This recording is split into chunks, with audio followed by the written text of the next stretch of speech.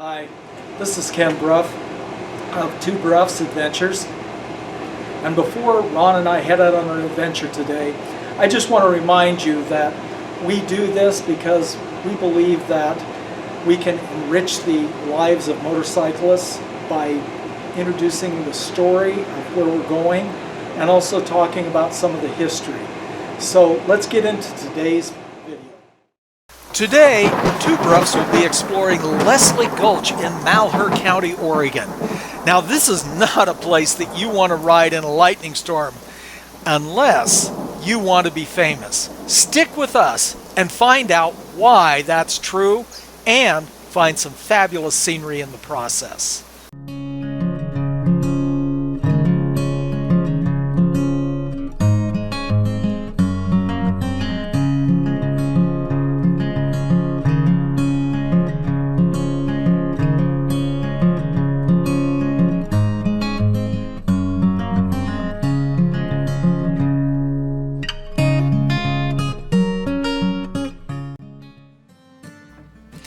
We headed west from Meridian on Highway 2026 to catch a little patch of freeway towards the Oregon border.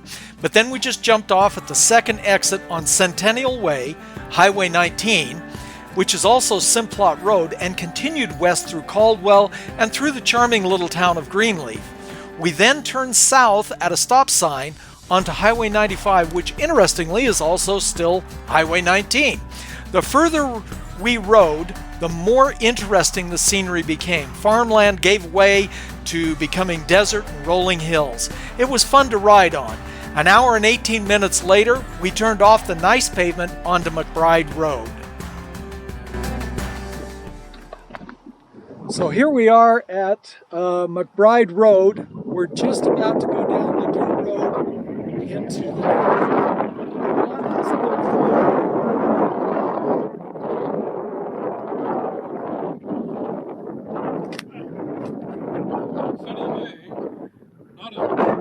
How's the road look? Crappy. Like we're gonna work hard, huh? Well, it's a lot different than pavement, that's for sure. Yeah. But it shouldn't be too bad. I mean, so we got about 20 miles and change of dirt road here, going to be going down to Leslie Gulch. yeah. So we're riding our adventure bikes and standing up probably most of the way because this is pretty loose gravel.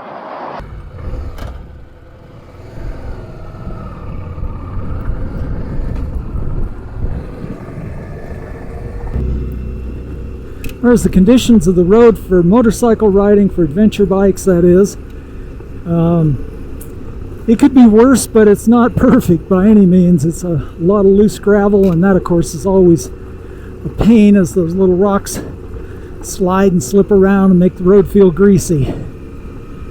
Being able to find ruts where there aren't, or at least paths where there aren't as many of those, is always a good thing. This is neat country.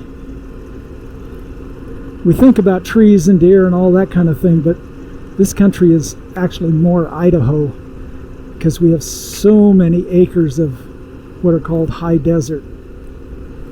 Now theoretically up here, though, we've got over 200 species of animals, including some pretty large groups of mountain sheep. Alright, we need to take it easy right here. You never know what a moo cow will do.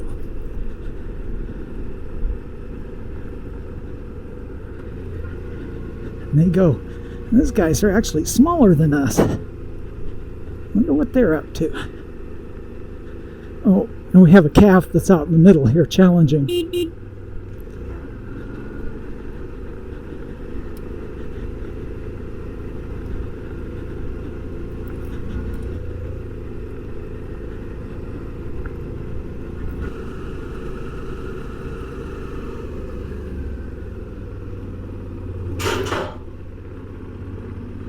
Okay, here's the sign for Leslie Gulch.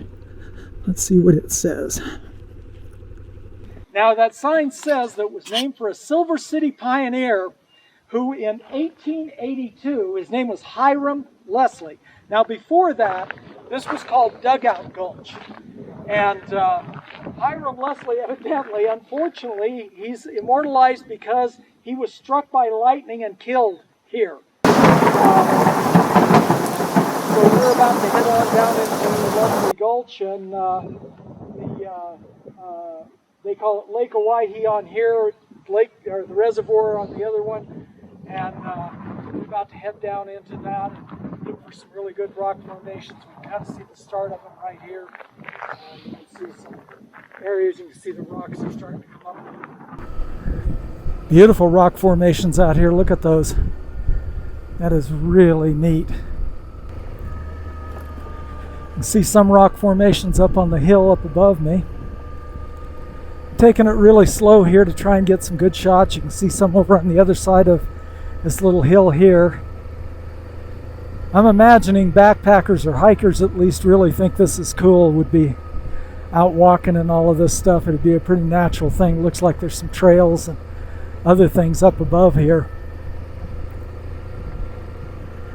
You can see all the rocks and the natural worn out areas, and you would think that those are being worn out by the wind, but actually most of those are magma bubbles that when they got cold and they popped, you ended up with these little formations like this one that's up here. You can see that neat little formation there.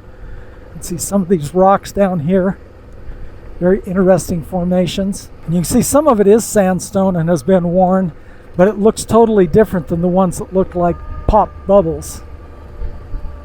I just can't imagine what this looked like when this was active and flowing and rocks were turning and big chunks of stuff was earthquaking up and being shoved into the sky. I mean, when they call it tectonically or volcanically active, this area just exhibits that all over the place.